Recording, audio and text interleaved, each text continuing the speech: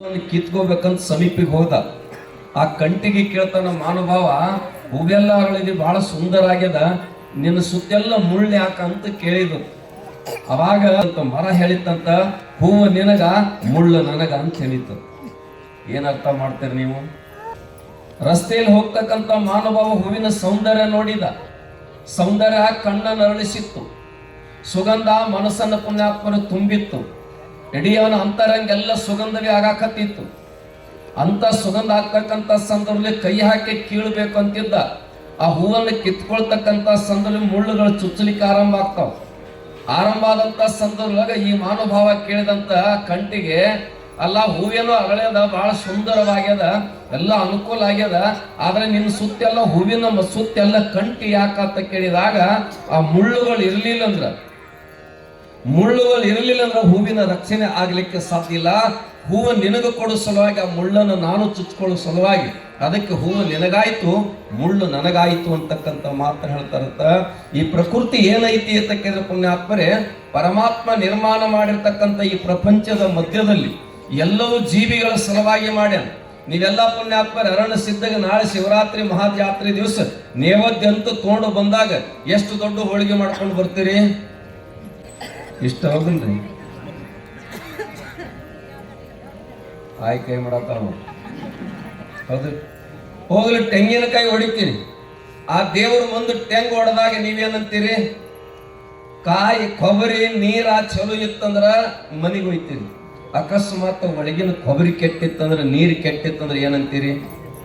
ದೇವ್ರಿಗೆ ಓಮಾತು ಅಂತೀರಿ. ಅಂದ್ರೆ ನಮ್ಮ ಆಲೋಚನೆ ಹಾಗದ ನೋಡಿ, ಕೆಟ್ಟದ್ದೆಲ್ಲ ಅವನಿಗೆಂತ ಒಳ್ಳೇದೆಲ್ಲ ನಮಗಂದ್ರ ನಾವು ಸ್ವಾರ್ಥಿಗಳಾಗ್ತಿಲ್ಲ.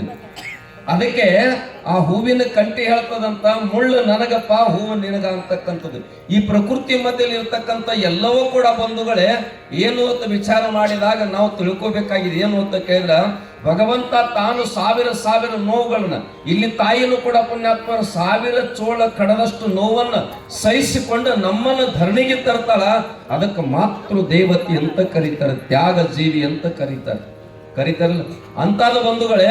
ಅದಕ್ಕೆ ಅಂತ ತಾಯಿಯನ್ನ ಬಂಧುಗಳೇ ಇವತ್ತು ನಾವು ಗುರುವಿಗೆ ಹೋಲಿಸ್ತಾವಂತ ಬರೀತಾರೆ.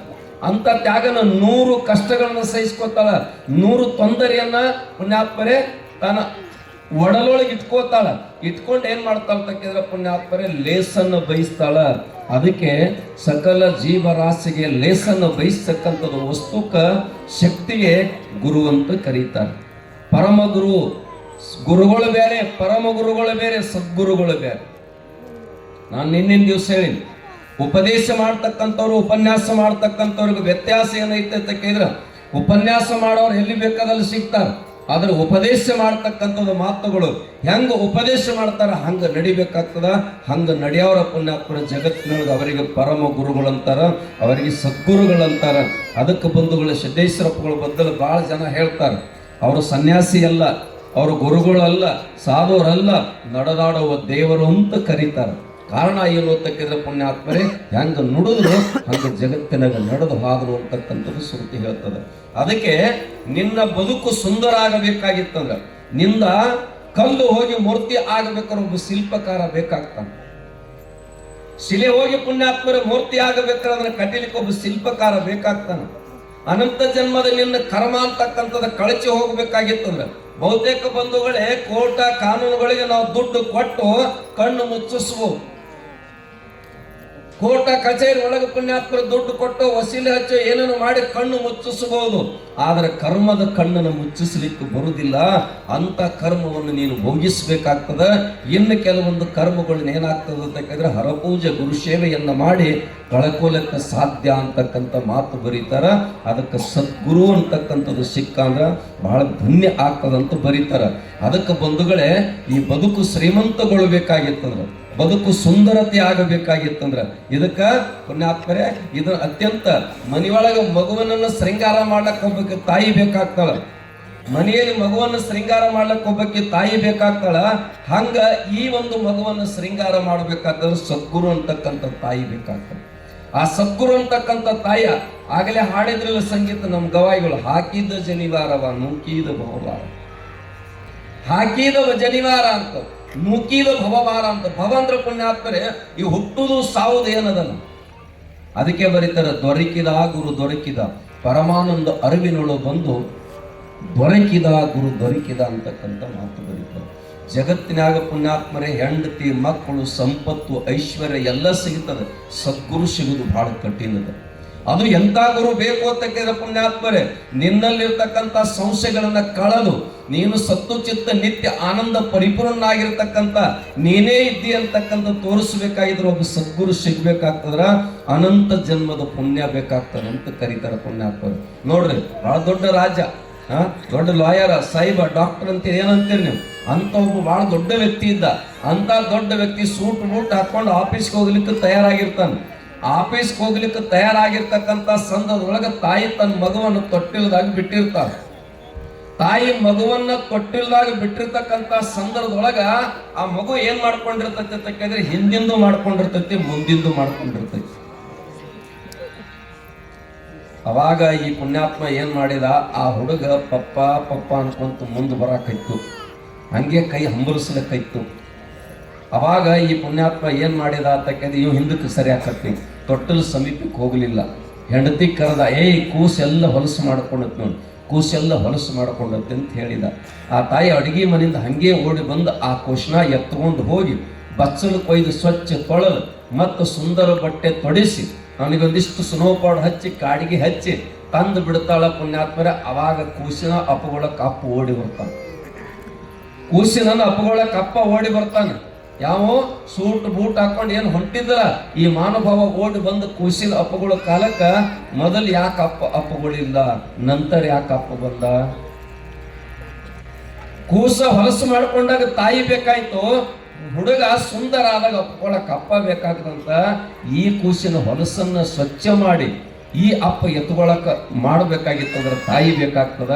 ನಮ್ಮ ಅನಂತ ಜನ್ಮದ ಪಾಪ ಅಂತಕ್ಕಂಥ ಮಲಬಂದ ತನ್ನ ನಾಲಿಗೆ ಅಂತಕ್ಕಂಥ ಶಬ್ದ ಅಂತಕ್ಕಂಥ ಅಮೃತ ಜಲದಿಂದ ತೊಳೆದು ಆ ಗುರು ಏನ್ ಮಾಡ್ತಾನೆ ತೆಗೆದ್ರೆ ಪರಮಾತ್ಮ ಅಂತಕ್ಕಂಥ ಅಪ್ಪ ಎತ್ಕೊಳ್ಳೋದು ಮಾಡ್ತಾನ.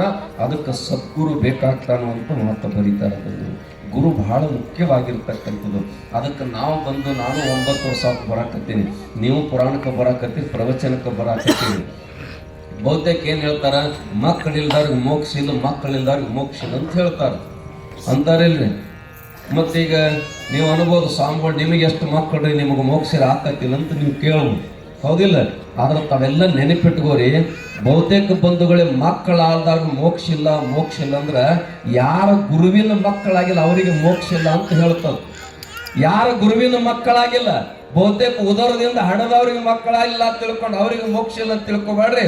ಕರೆ ನರಜನ್ಮಕ್ಕೆ ಬಂದ ಮೇಲೆ ಈ ಕಾಯ ಪುಣ್ಯಾತ್ಮರ. ಅದಕ್ಕೆ ಒಬ್ಬ ಸಂತ ಬರೀತಾನ ಮರಾಠಿ ಒಳಗ, ಪಿಕ್ಕಿಲಿಯ ಸೇಂದಿಯ ಕಡುಪನ ಗೇಲೆ ತೈಸ್ಯ ಪಾಂಡವನಂಗ ಮಾಸಕೇಲಿ ಅಂತ ಬರೀತಾರೆ. ಪಿಕ್ಕಿಲಿಯ ಸೇಂದಿಯ ಕಡುಪನ ಗೇಲೆ ತೈಸ್ಯ ಪಾಂಡವನಂಗ ಮಾಸಕೇಲಿ ಗುರುಚರಣಾಚೆ ಕೆಂದುಳಿ ಮೀಕೇಲು ಅಂಗುಳಿ ಅಂತಕ್ಕಂಥ ಮಾತು ಬರೀತಾರೆ. ಹೆಂಗ ಪುಣ್ಯಾತ್ಮರಿ ಖಡ್ರಗ ಇರ್ತದ, ಕೈಗುಣ ಹೋಗಿ ಶ್ರೀಗುಣ ಬರಬೇಕಾಗಿತ್ತಂದ್ರೆ ಏನಾಗ್ತದ ಪುಣ್ಯಾತ್ಮರೇ? ನಾನು ಆವಾಗ ಹೇಳಿ ನಿಮ್ಗೆ ಏನು ಅಂತ ಕೇಳಿದ್ರೆ ಬಂಧುಗಳೇ, ಈ ಲೋಕದ ಚೇಷ್ಟೆಗೆ ರವಿ ಬೀಜ ಅಂತ ಬರೀತಾಳ ಅಕ್ಕ. ಲೋಕದ ಚೇಷ್ಟೆಗೆ ರವಿ ಬೀಜ ಅಂತಕ್ಕಂಥ ಮಾತನ್ನ ಅಕ್ಕ ಬರೀತಾಳ. ಆದ ಬುದ್ಧ ಬಂದ, ಮಾವೀರ ಬಂದ, ಬುದ್ಧ ಬಂದ, ಬಸವ ಬಂದ, ಹೌದಿಲ್ಲ, ಕಬೀರರ ಬಂದರು, ಕನಕರ ಬಂದರು, ಜ್ಞಾನಯೋಗಿ ಸಿದ್ದೇಶ್ವರಪ್ಪಗಳು ಬಂದರು. ಇವರೆಲ್ಲ ಬಂದು ಹೇಳಿ ಹೋದ್ರಕರೆ ನಾವು ಹೆಂಗದೀವಿ ಅಂತ ಆಗಬಾರ್ದು. ಅದಕ್ಕೆ ಗಮನದಲ್ಲಿ ಇಟ್ಕೋರಿ ಬಂಧುಗಳೇ. ನಿಜವಾಗಿರ್ತಕ್ಕಂಥದ್ದು ಏನು ಅಂತಕ್ಕಿದ್ರೆ ಗುರು ಅಂತಕ್ಕಂಥದ್ದು ಬಹಳ ದೊಡ್ಡ ಶಕ್ತಿ ಅದು. ಅದು ವ್ಯಕ್ತಿ ಅಲ್ಲ ಬಂಧುಗಳೇ, ನಮ್ಮೆಲ್ಲರ ಬದುಕಿನ ಶಕ್ತಿ.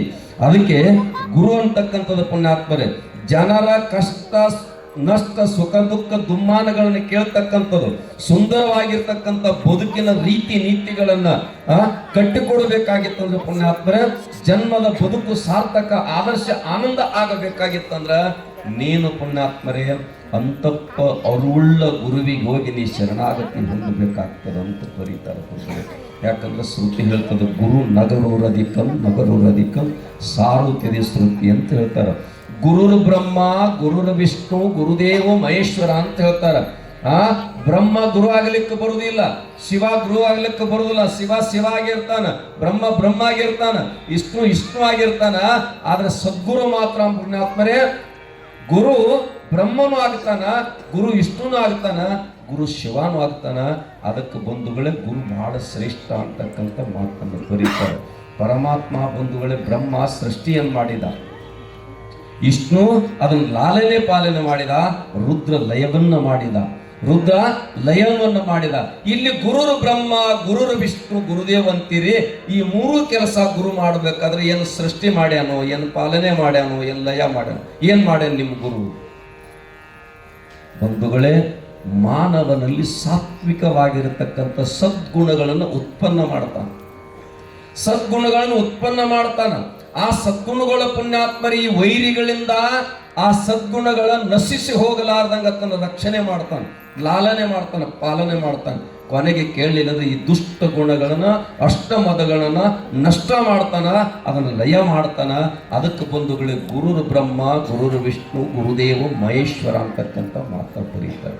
ಅದಕ್ಕೆ ಮನುಷ್ಯ ಜನ್ಮಕ್ಕೆ ಬಂದ ಮೇಲೆ ನರ್ ಹೋಗಿ ನಾರಾಯಣ ಆಗಬೇಕಾಗಿತ್ತಂದ್ರೆ ನಮ್ಮದೇನಾಗಬೇಕಾಗಿತ್ತಂದ್ರೆ ನಾವು ಗುರುಪುತ್ರ ಆಗಬೇಕು ಅಂತ ಬರೀತಾರೆ. ಗುರುವಿನ ಗುಲಾಮನಾಗುವ ತನಕ ದೊರೆಯದಣ್ಣ ಮುಕುತಿ ಅಂತಕ್ಕಂಥ ಮಾತು ಬರೀತಾರೆ. ಜಗತ್ತಿನಾಗ ಬಂಧುಗಳೇ ಗುರು ಎಷ್ಟು ಶ್ರೇಷ್ಠ ಅದಾನು ಅಂತ ಕೇಳಿದ್ರೆ ಗುರು ಪುಣ್ಯಾತ್ಮರೇ ಕ್ಷಮಾ ಅಂತಕ್ಕಂಥದ್ದು ಬರೀತಾರೆ. ಕರುಣಾಮಯ, ದಯಾಮಯ ಗುರು ಕರುಣಾಮಯ ಅಂತಕ್ಕಂಥ ಮಾತು ಬರೀತಾರೆ. ದಯಾಮಯ, ಕರುಣಾಮಯ ಅಂತ ಕರೀತಾರೆ. ಅದಕ್ಕೆ ಜಗತ್ತಿನಾಗ ಒಂದು ಮಾತು ನೀವು ನೆನಪಿಟ್ಕೋರಿ. ದಯಾನಂದ ಸರಸ್ವತಿ ಅಂತೇಳಿ ಭಾಳ ದಕ್ಷಿಣ ಭಾರತ ಭಾಳ ದೊಡ್ಡ ಸಂತರು, ಭಾಳ ಸದ್ಗುರುಗಳು. ದಯಾನಂದ ಸರಸ್ವತಿ ಅಂತ ಅವರು ಬಂಧುಗಳೇ, ಅವರಲ್ಲಿ ಭಾಳ ವಿದ್ವತ್ತಿತ್ತು, ಪಾಂಡಿತ್ಯ ಇತ್ತು. ಆ ಪಾಂಡಿತ್ಯವನ್ನು ಕೆಡಿಸಬೇಕಾಗಿತ್ತಂದ್ರೆ ಪುಣ್ಯಾತ್ಮರ ಪಿತೂರಿ ಮಾಡ್ತಾರೆ ಜನ. ಪಿತೂರಿ ಮಾಡೋ ಸಂಸ್ಕೃತ ಪಂಡಿತರಿದ್ರು, ಬ್ರಹ್ಮಜ್ಞಾನ ಎಲ್ಲವೂ ವಿದ್ಯೆ ಅವರ ಕರಗತಾಗಿತ್ತು. ವಿದ್ಯೆದ ಆಗರರು ಸದ್ಗುರುಗಳು ಅಂತ ಕರೀತಾರೆ. ಅಂತ ಗುರುಗಳಿಗೆ ಸೋಲಿಸ್ಬೇಕಂತ ಹೊಟ್ಟೆ ಕಿಚ್ಚ ಬಂದ್ಬಿಡ್ತು. ಹಿಂಗೆ ಇವ್ರು ಸೋಲುದಲ್ಲ, ಏನು ಮಾಡ್ಬೇಕಂತ ತಿಳ್ಕೊಂಡು ವಿಷ ಹಾಕಬೇಕಂತ ಕಲ್ಪನೆಗೆ ಬರ್ತಾರೆ. ಅವಾಗ ವಿಷ ಹಾಕಲಿಕ್ಕೆ ತಯಾರಾದಂಥ ಸಂದರ್ಭದೊಳಗ ನೇರವಾಗಿ ತಾವೇ ಹಾಕಲಿಕ್ಕೆ ಬರುವುದಿಲ್ಲ ಪುಣ್ಯಾತ್ಮರೇ. ಅವರ ಸೇವೆಯನ್ನ ಮಾಡ್ತಕ್ಕಂಥವನಿಗೆ ಒಂದಿಷ್ಟು ಆಸೆ ತೋರಿಸ್ತಾರೆ, ಆಮಿಷ್ಯ ತೋರಿಸ್ತಾರೆ. ಆಸೆ ಆಮಿಷ್ಯವನ್ನು ಒಡ್ಡಿ ಆತನಿಂದ ವಿಷ ಹಾಕ್ಸ್ತಾರೆ ಗುರುಗಳಿಗೆ. ಅವಾಗ ಬಂಧುಗಳೇ ವಿಷ ಪ್ರಾಯಸನ ಹೆಚ್ಚಾಗ್ತದ.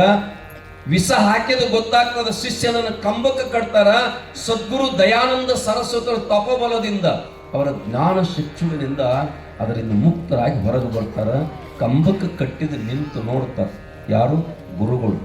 ಕಂಬಕ್ಕೆ ಕಟ್ಟಿದ್ದನ್ನು ನೋಡಿದ್ರೆ ಈತನ ಯಾಕೆ ಕಟ್ಟಿರಿ ಅಂತ ಕೇಳಿದ್ರು. ಈತನನ್ನು ಯಾಕೆ ಕಟ್ಟಿರಿ ಅಂತಕ್ಕಂಥ ಮಾತನ್ನ ಕೇಳಿದಾಗ ಬಂಧುಗಳೇ, ಗುರುಗಳೇ ನಿಮಗಾತ ವಿಷ ಹಾಕ್ಯಾನ, ನಿಮ್ಮ ಪ್ರಾಣಕ್ಕೆ ಸಂಸ್ಕಾರ ತಂದಾನ. ಏನೋ ನಿಮ್ಮ ತಪಸ್ಸಿನ ಬಲದಿಂದ, ನಿಮ್ಮಲ್ಲಿ ದೈವಿ ಬಲದಿಂದ ಆ ವಿಷದಿಂದ ನೀವು ಮುಕ್ತರಾಗಿ ಹೊರಗೆ ಬಂದಿರಿ. ಈತನಿಗೆ ಏನು ಮಾಡಬೇಕು ನೀವು ಆಜ್ಞೆ ಕೊಟ್ಟು ಬಿಡ್ರಿ, ಇವನು ಕೊಂದು ಹಾಕ್ತೀವಿ ಅಂತ ಹೇಳಿ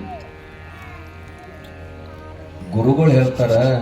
ನಾನು ಈ ಲೋಕಕ್ಕೆ ಬಂದದ್ದು ಯಾರನ್ನ ಕೊಲ್ಲಲಿಕ್ಕೆ ಬಂದಿಲ್ಲ, ಶಿಕ್ಷಾ ಕೊಡ್ಲಿಕ್ಕೆ ಬಂದಿಲ್ಲ, ಎಲ್ಲರನ್ನು ಪ್ರೀತಿಸ್ಲಿಕ್ಕೆ ಬಂದೀನಿ, ಎಲ್ಲರನ್ನು ಕ್ಷಮಿಸಲಿಕ್ಕೆ ಬಂದೀನಿ, ಆತನ ಬಿಟ್ಟು ಬಿಡ್ರಿ ಅಂತಕ್ಕಂಥ ಮಾತು ಹೇಳ್ತಾರಂತ ದಯಾನಂದ ಸರಸ್ವತಿ. ಕ್ಷಮೆ ಅಂತಕ್ಕಂಥದ್ದು ಕ್ಷಮಾ. ಅದಕ್ಕೆ ಬಂಧುಗಳೇ, ಈ ಜಗತ್ತಿನ್ಯಾಗ ಬ್ರಹ್ಮ ವಿಷ್ಣು ಮೊದಲಾದ ದೇವತೆಗಳು ಕೂಡ ಗುರುವಿಗೆ ಹೋಲಲಾರರು, ನಮ್ಮ ಅಜ್ಞಾನವನ್ನು ಕಳಿಯಲಾರರು ಅಂತಕ್ಕಂಥ ಮಾತು. ಪರಿಪರಿ ಓದದಿರಿಲ್ಲ, ಎಲ್ಲ ಕ್ಷೇತ್ರಗಳು ಕೂಡ ತಿರುಗಿದರಿಲ್ಲ. ಮನುಷ್ಯ ಜನ್ಮಕ್ಕೆ ಗುರು ಯಾಕೆ ಬೇಕು ಅಂತ ಕೇಳಿದ್ರೆ ಒಬ್ಬ ಕವಿ ಬರೀತಾನೆ, ಹರಿಯುವ ನೀರಿನಲ್ಲಿ ಕತ್ತಿ ಸುಟ್ಟುಕೊಂಡು ಸತ್ತಿತ್ತು ಅಂತ ಹೇಳ್ತಾರೆ.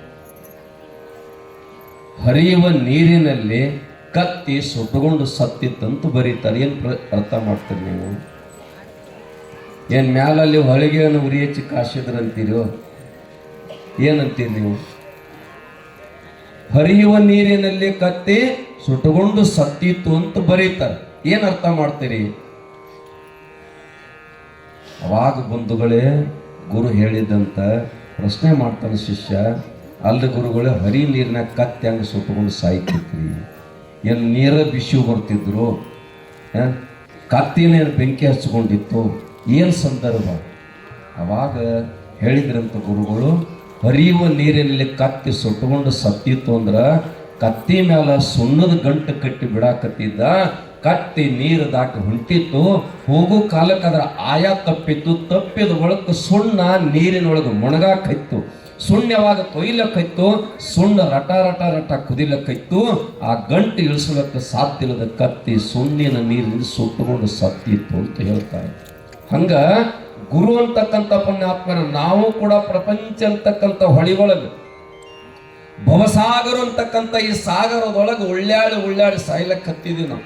ಇದರಿಂದ ಹೊರಗೆ ತೆಗಿಬೇಕಾಗಿತ್ತರ ಬಂಧುಗಳೇ ಒಬ್ಬ ಸದ್ಗುರುನಾಥ ಬೇಕಾಗ್ತಾನೆ. ಇದಕ್ಕೆ ಮಾರ್ಗಸೂಚಕ ಅಂತ ಬೇಕಾಗ್ತದೆ. ಅದಕ್ಕೆ ಏನು ಹೇಳ್ತಾರೆ ತಕ್ಕಿದ ಪುಣ್ಯಾತ್ಮರೇ, ಹೊರಗುರು ಉಪದೇಶ ನೆರವಾಯಿತೆನಗ ಇನ್ನೇನು ಅಂತ ಹೇಳ್ತಾರೆ. ಹೊರಗುರು ಅದ ಗುರು ಬೇರೆ, ಹೊರಗುರು ಹೊರ ಪುಣ್ಯ ಅಂತ ಕರಿತಿರಿಲ್ಲ. ಅದಕ್ಕೆ ಬಂಧುಗಳೇ, ಹೊರಗುರು ಉಪದೇಶ ನೆರವಾಯಿತು ಎನಗೆ ಇನ್ನೇನು ತಿಳ್ಕೊಂಡು ಗುರು ಉಪದೇಶ ಆಯ್ತಂದ್ರೆ ಪುಣ್ಯಾತ್ಮರೇ ಭಗವಂತನ ನೋಡು ಕಣ್ಣು ಬರ್ತಾವ. ಕಣಕಣದಲ್ಲಿ ದೇವನನ್ನು ನೋಡತಕ್ಕಂಥ ದಿವ್ಯ ದೃಷ್ಟಿ ಬರ್ತದ. ಅದಕ್ಕೆ ಪುಣ್ಯಾತ್ಮ ಬರಿತನ ಮೂಕಂ ಕರುತಿ ವಾಚಾಲಂ ಪಂಗುಂ ಲಂಗಯ್ಯತೆ ಗಿರಿಯಂ ಯತ್ ಕೃಪಾ ತಮ ಮುಂದೆ ಪರಮಾನಂದ ಮಾತನಂತ ಬರೀತಾರೆ. ಅದಕ್ಕೆ ಗುರು ಉಪದೇಶ ಬೇಕು. ಗುರು ಕರುಣೆ ಆಯ್ತಂದ್ರೆ ಪುಣ್ಯಾತ್ಮರೇ ವಿಶ್ವ ಕೂಡ ಅಮೃತ ಆಗ್ತದೆ ಅಂತಕ್ಕಂಥ ಮಾತ ಬರೀತಾರೆ.